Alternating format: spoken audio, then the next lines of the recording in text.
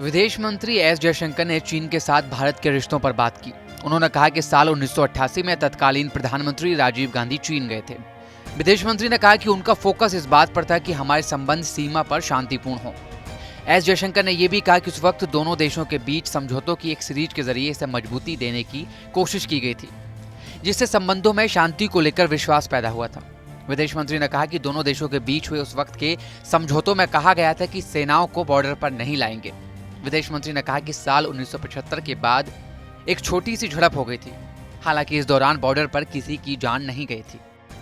भारत के साथ चीन के ताज़ा संबंधों के बारे में बात करते हुए एस जयशंकर ने कहा कि पिछले साल जो हमने देखा वो बहुत बड़ा बदलाव था। बिना किसी कारण के ऑपरेशनल मोड में सीमा पर बहुत बड़ी चीनी सेना की मौजूदगी थी।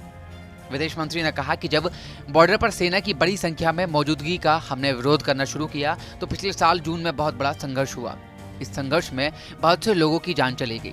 दोनों सेनाओं के बहुत से जवानों की शहादत हुई।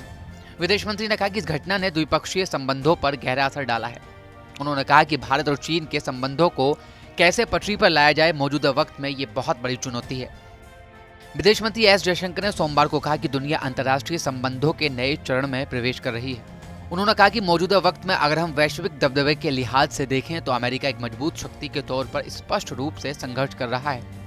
ऐसे में चीन के फिर से उभरने का पूरा प्रभाव सभी प्रमुख वैश्विक ताकतों की तुलना में ज्यादा महसूस किया जाएगा। इस खबर पर क्या है आपकी राय, हमें कमेंट करके जरूर बताएं। बाकी देश और दुनिया की तमाम खबरों के लिए देखते रहें TV9 भारतवर्ष।